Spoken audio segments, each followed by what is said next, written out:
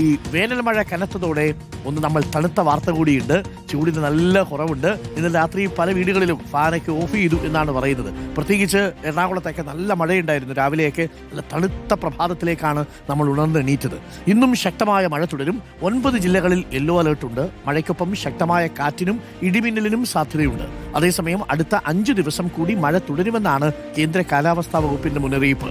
Ashwin Diego ഉണ്ട് കൂടുതൽ വിവരങ്ങളുമായി. അശ്വിൻ ഡിയാഗോ, ഈ തെരഞ്ഞെടുപ്പിന്റെ ചൂടിനിടയിൽ വേനൽ മഴ വരുന്നത് വലിയ ആശ്വാസമുള്ളൊരു കാര്യമാണ്.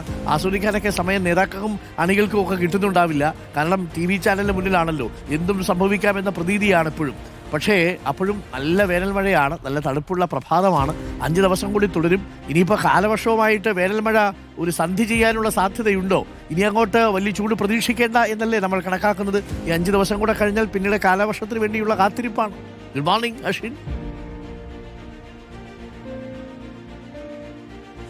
Arun, very good morning. Arun സൂചിപ്പിച്ചതുപോലെ നേരത്തെ ഇപ്പോൾ തെരഞ്ഞെടുപ്പൊക്കെ കഴിഞ്ഞ് അതിന്റെ ചൂടൊക്കെ അവസാനിച്ചെങ്കിലും മുഖ്യമന്ത്രി ചർച്ചയുടെ ചൂട് തുടരുകയാണ്. മുഖ്യമന്ത്രി ഇന്ന് വരും നാളെ വരും എന്ന് പറയുന്ന പോലെയാണ്.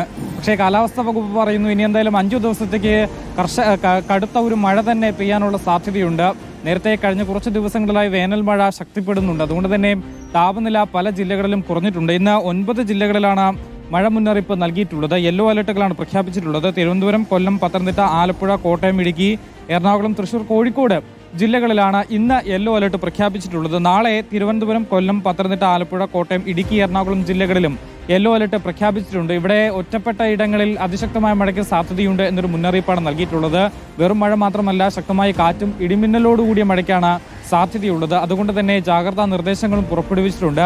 ഈ വരും മണിക്കൂറുകളിലും മഴ ശക്തമാകും എന്നുള്ളതാണ്. ഇന്ന് 10 മണിവരെ പത്തനംതിട്ട, ഇടുക്കി, കണ്ണൂർ, കാസർഗോഡ് ജില്ലകളിൽ ശക്തമായ മഴയ്ക്ക് സാധ്യതയുണ്ട് രാവിലെ 10 മണിവരെ എന്നുള്ളതാണ് കാലാവസ്ഥാ വകുപ്പ് നൽകിയിട്ടുള്ള മുന്നറിയിപ്പ്. സാധാരണ കഴിഞ്ഞ ദിവസങ്ങളിലെല്ലാം തന്നെ നമ്മൾ കണ്ടതാണ് സംസ്ഥാനത്ത് വിവിധയിടങ്ങളിൽ മഴ ശക്തിപ്പെടുന്നുണ്ട്. അതുകൊണ്ട് തന്നെ താപനില ഗണ്യമായി കുറഞ്ഞിട്ടുണ്ട്. ഡാമുകളുടെ വൃഷ്ടിപ്രദേശങ്ങളിൽ മഴ ലഭിക്കുന്നതും ഏറെ ആശ്വാസകരമാണ്. ഈ ആശ്വാസം എന്തായാലും വരുന്ന 5 ദിവസം കൂടി തുടരും എന്നുള്ളതാണ് കേന്ദ്ര കാലാവസ്ഥാ വകുപ്പ് നൽകുന്ന സൂചന.